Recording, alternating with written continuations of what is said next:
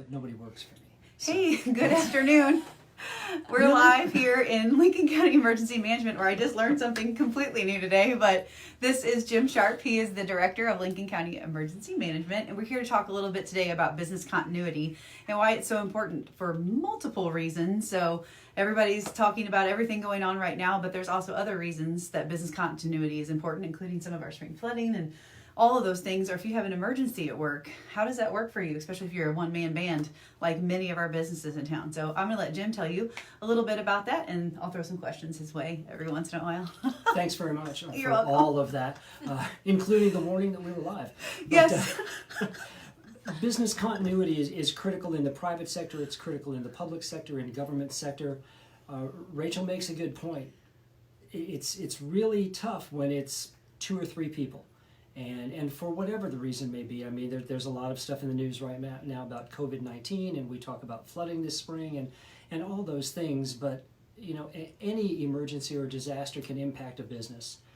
And the fact is, if you are not prepared to work your way through that, you may not come back. And there's a process to it. It's for private businesses, it's really comes down to, right off the bat, essential functions and essential personnel. And I understand that nobody hires extra people. We certainly don't do it, nobody does, but you can determine what do you absolutely have to do to remain in business and what can you do without. Not permanently, but at least for a little while. Those are your essential functions.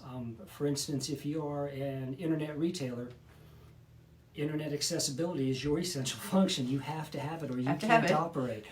You know, those kind of things. So that's where your criticality needs to be, as far as what do I need to pay attention to, what do I need to invest in to make sure that I am operational. And of course the back half of that is the people who make that function. A lot of times it's data. You know, and everybody says, oh, well, my data is backed up to wherever. Well, that's great. Who can access that data? Where is it physically? Who has the authority to go and get that data? How long does that take? If your customers expect you to be back up and running in an hour and it takes you 3 hours to restore your critical data, what does that do to your credibility as a business? And what does that do financially? There's an equation there. Lastly, I guess, and I know we have not a lot of time, but continuity of operations is a powerful sales tool.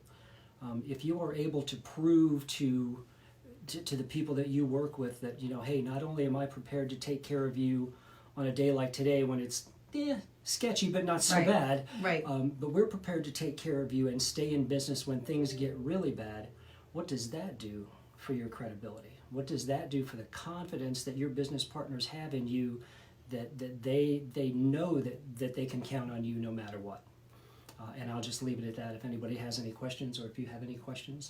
So Jim can kind of offer these as like training and services for you guys. If you have different businesses that may not have that type of emergency reaction plan or a continuity plan like he's talking about, you can reach out to us or him, and we can set some of those type of things up for you to meet with him and talk to him about that. And he is going to talk a lot again at the chamber meeting in April.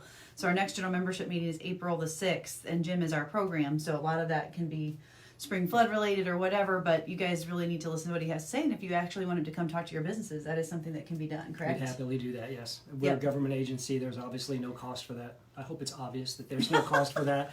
But yeah, if you want some guidance, just want some tips, you have a plan and you'd like a second set of eyes on it, we'd be happy to do all those things. So he's a great resource. So how can they get a hold of you directly? They can usually, I mean, we're a public agency. Stop in if you're out and about. Or you can visit our website, or we're big on Facebook. We have 10,000 plus followers, and that's just they have a great Facebook page. Yeah, Lincoln County Emergency Management Agency, and we'll take it from there. So that sounds great. So if you guys have any questions, please feel free to reach out to him. They're a great resource, and we enjoy having them as a resource because we know who we can call. So when we think about these things a lot, it's just Jen and I in the office. So there are times we have had the flu in the past where the both of us were not in the office anymore. So there are things to think about, and what happens to everything once someone leaves. So that's what he's trying to talk about and bring it home to you guys. So if you have any more questions for Jim, please feel free to send them to us or to send them straight to him. Thanks for your time.